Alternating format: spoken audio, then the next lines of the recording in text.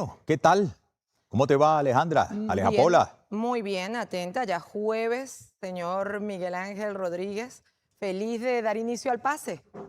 Sí, mira, estaba muy pendiente de que evaluáramos algo que estuvo ayer sucediendo a instancias de la Comisión Interamericana de Derechos Humanos en Washington, que terminó siendo un lance de instrucciones a la Corte Interamericana de Derechos Humanos, porque estábamos todos pendientes del caso Caguaripano, la audiencia de apelación, qué iban a hacer, qué iban a dejar de hacer. Pero ciertamente vamos a ver en pantalla la ponderación en la Comisión Interamericana de Derechos Humanos hecha por tierra, por ejemplo, la recontravagabundería de quien era director del SEBIN cuando fue asesinado el concejal Fernando Albán, y también tira al piso.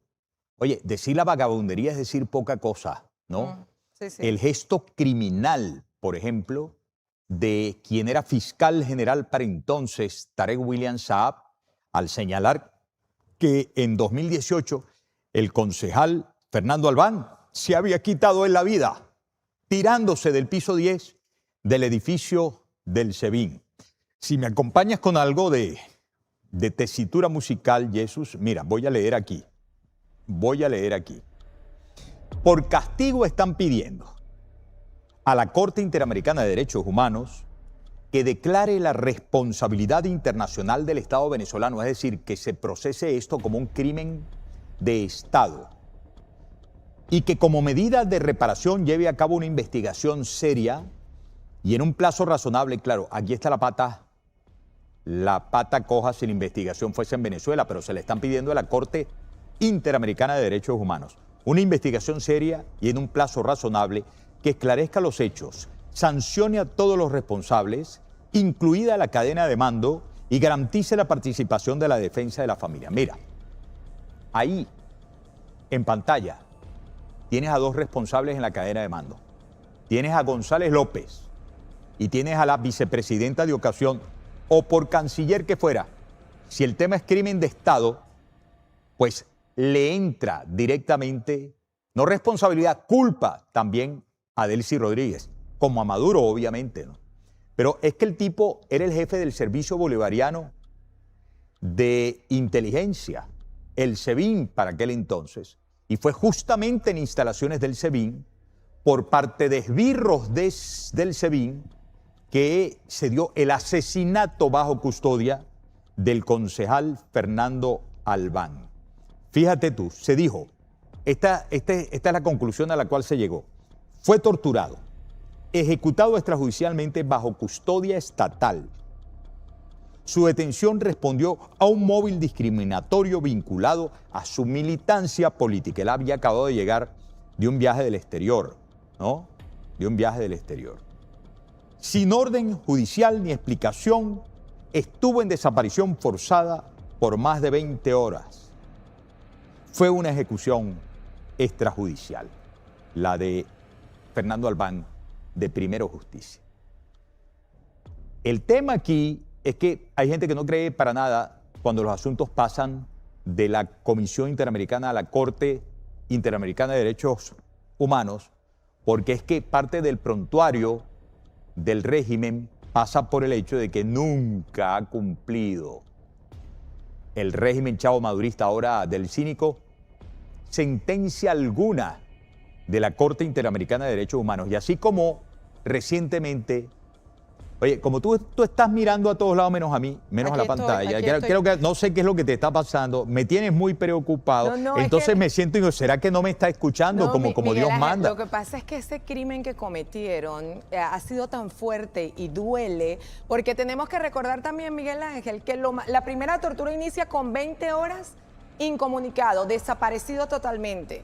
O sea, lo detienen, como bien lo analizabas y lo recordabas al aire, sin ningún tipo de orden judicial. Pero además, en cuanto lo detienen en el aeropuerto, lo incomunican de inmediato con la familia durante 20 horas. O sea, casi un día entero, día y noche. Su familia no sabía dónde estaba, no sabía qué le había pasado, no había información directa con él. Y como hemos señalado aquí en NBTV siempre, la tortura va directo a quien ellos tienen en sus manos, tras las rejas, secuestrados, y a todo el grupo familiar. que en este caso sabemos muy bien el triste, el fatal desenlace en el que ellos simplemente decían que no, que él se suicidó. Y ahora pues... Bueno, yo recuerdo cuando le preguntaron al fiscal recién entrado en funciones, ¿no? Tarek William Saab, que entre otras cosas había sido el arma de venganza contra Luis Ortega Díaz, que se había volteado completamente declarando que se había dado un golpe de Estado contra la Asamblea Nacional electa en 2015 y en términos de la violencia por esos días había desdicho de las autoridades de Nicolás Maduro, las autoridades militares y policiales, y de hecho había contravenido la propaganda a través de Surdaconducta y todo eso, según la cual habían sido sus propios compañeros quienes habían matado a Juan Pablo Pernalete, el estudiante que finalmente dijeron allá en el Ministerio Público, antes de que los metieran y los tuvieran que sacar por ahí en moto porque los iban a linchar, me imagino yo, ¿no?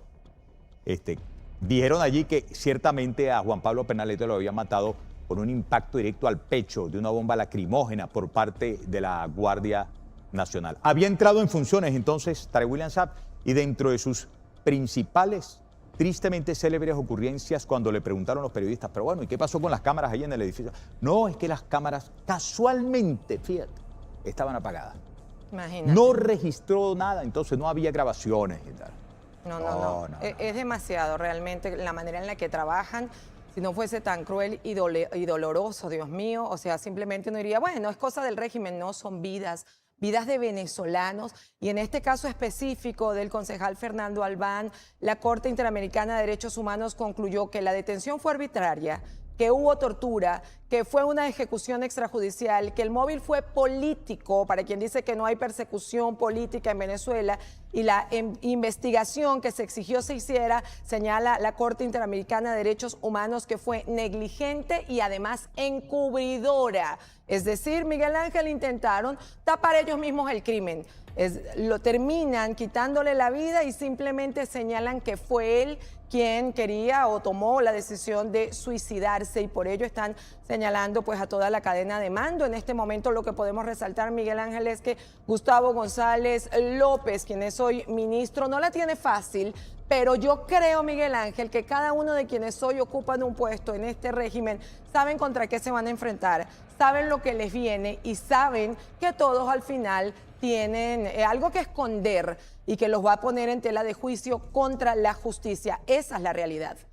Hay mucha gente, como venía diciendo yo, que tiene escepticismo sobre la eficacia de estas sentencias. Bueno, recuerdo, era yo diputado cuando toman la decisión de denunciar en la OEA a la Comisión Interamericana de Derechos Humanos por sesgada, con lo cual terminó decidiendo Venezuela o el gobierno, el régimen dictatorial, sacando a Venezuela del sistema interamericano de derechos humanos al cual se adscribe esta Corte Interamericana de Derechos Humanos. Hay que recordar que si bien nunca cumplió las sentencias de la Corte Interamericana de Derechos Humanos y luego de perder todos los juicios ahí, es que denuncian a la Comisión ante la OEA para salirse, esas sentencias no se olvidaron, no se anularon.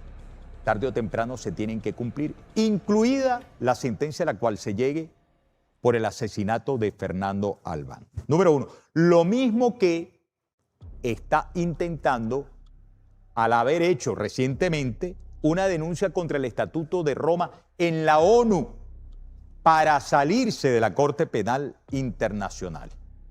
Si en la Corte Penal Internacional, ojalá, quizás, tal vez, algún día, porque bastante tarde se le hizo la cosa, ¿no?, proceden a imputaciones, solicitud de privaciones de libertad, juicio abierto por crímenes contra los derechos humanos, contra los venezolanos de parte del régimen, independientemente de que hayan denunciado al Estatuto de Roma, también las sentencias de esos juicios serán